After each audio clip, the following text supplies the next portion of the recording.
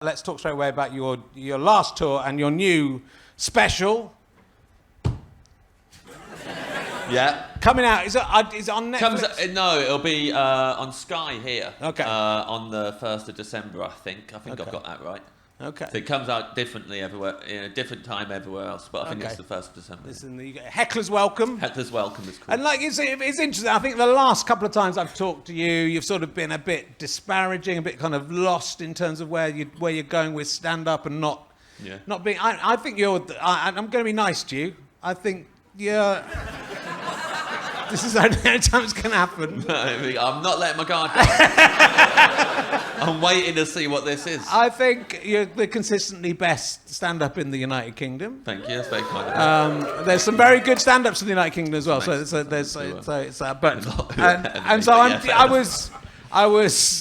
was upset when you were sort of in the last few interviews where you've been saying I don't want to stand up or I don't like stand-up. This show is sort of about that, though. That's the sort of almost. Yeah, and you know what? I've had a lot of when I did this tour and did this show, and then talked to comedians. They're like, "How's it going?" I'll be like, "Yeah, really good," and I'm feeling much better about it. And every single comic has gone good because I was really worried about it. I go, "Oh, you were all worried about me," but fair enough. Yeah, I wasn't enjoying it.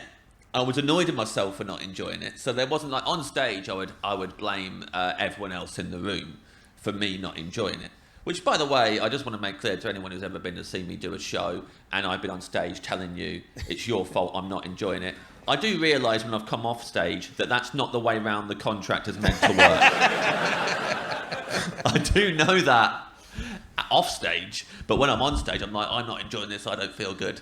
I'll tell them they're all shit because they're not as good as the audience that were here last week or whenever that was. I can't imagine that. Yeah. Can't imagine what that's like. And there are loads of comics who do that and it's funny, and loads of comics who do that and they don't really mean it and it's fine and it doesn't affect them. I would come off and be like absolutely gutted. I'd have really, really not enjoyed it. I'd feel really humiliated and bad. And that just happened over and over again each tour. But I was always like, one day I won't need to worry about that because one day my audience will be here.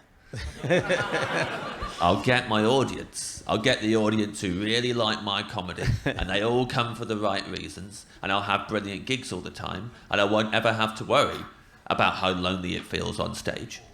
And then you realise, actually, your audience turns up and they all bring 2 or 3 of their mates who are not fans of yours, and that has to be okay. You can't get annoyed about it every single time that goes, they're not all plugged into what I'm doing.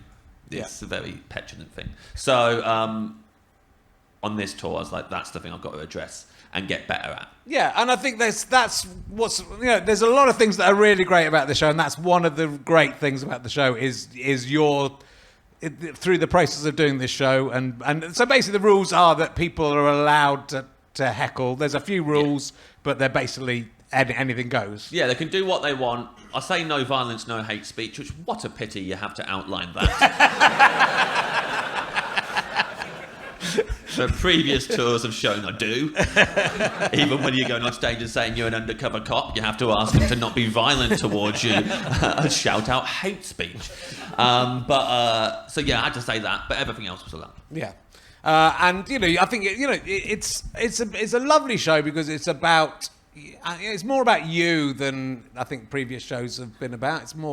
You're more open about yourself. It's sort of just about your childhood really, and what and why things that happen in your childhood, whether they, I don't know if they all happened. They all happened. Okay.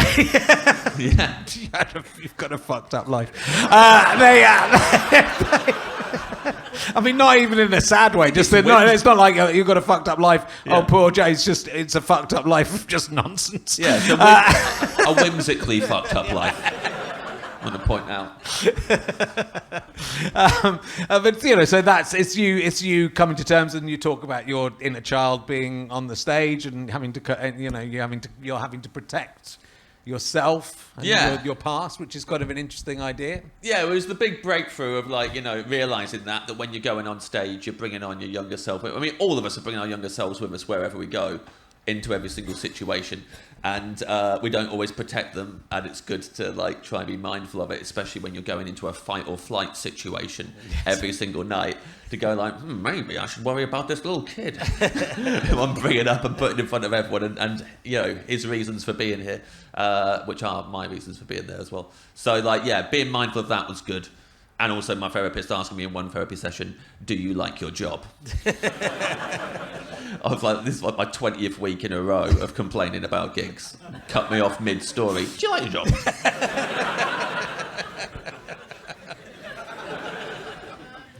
It took me a while to answer it. I was like, I don't think I do.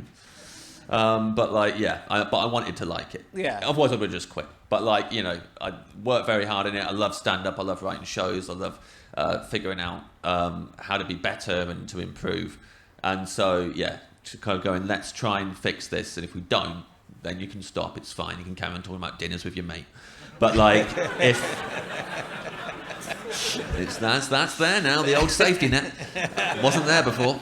But like, yeah, I was like, let's try and if we can figure it out and we enjoy it by the end, then we can carry on that. Yeah, and so it feels, you know, without giving too much away, I don't want to give spoilers, but it feels like you've refound what you liked about it, and I think that is.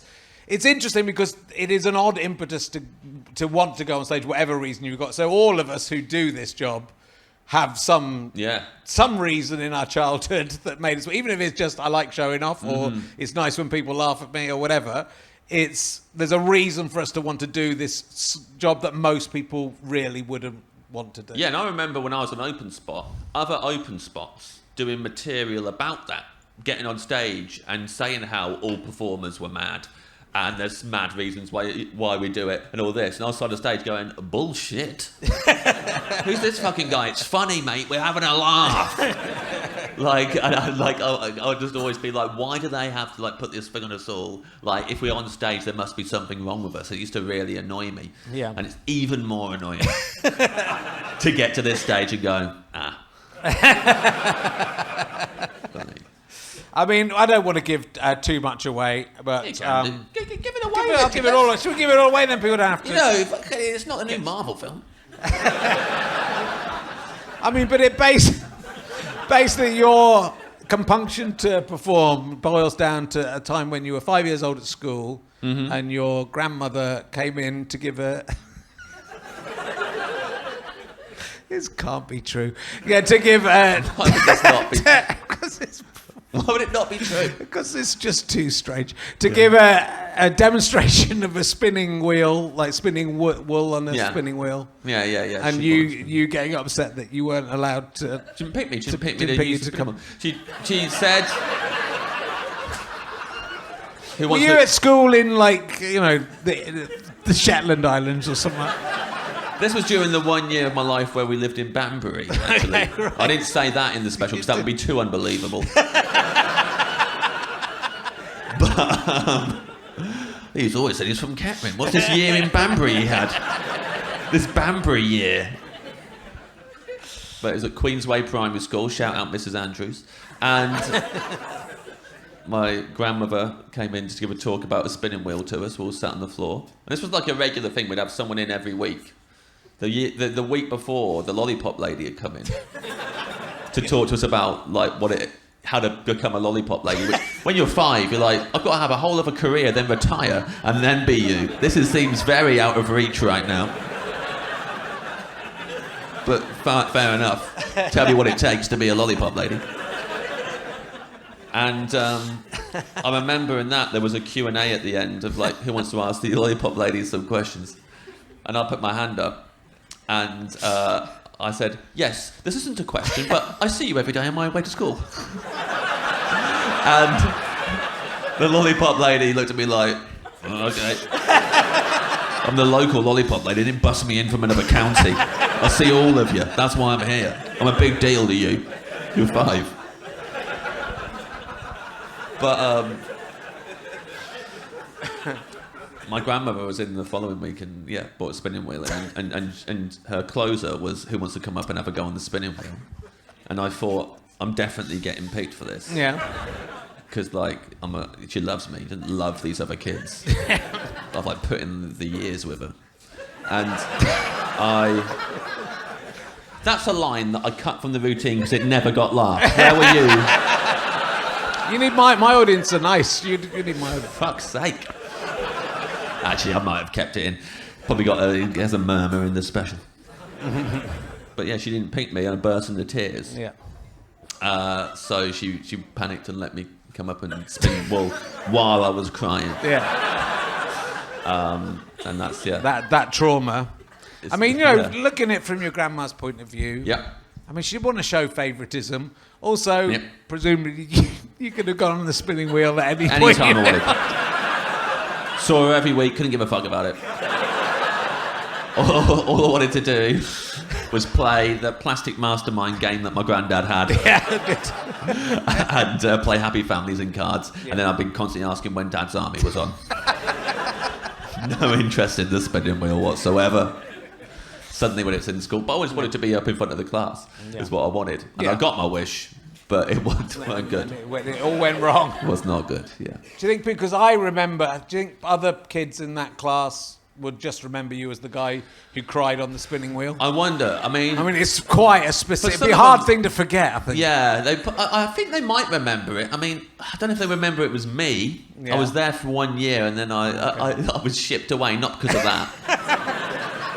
I hope they do. One kid, I hope they don't remember me as the kid who on her last day turned round. I remember being sitting down in registration and Mrs. Andrews said, it's Siobhan's last day today, she's going away and she's moving house. And so I turned round, I said, hey Siobhan. And I hadn't planned what I was going to say. But I was like, she's leaving, I've got to have a moment. Hey Siobhan. And before I could say anything, a girl next to her went, I love you, like that, which is genuinely funny. So I froze, panicked, and then just went, what's up, Doc? And then I turned back and looked at the teacher. And I still think about that.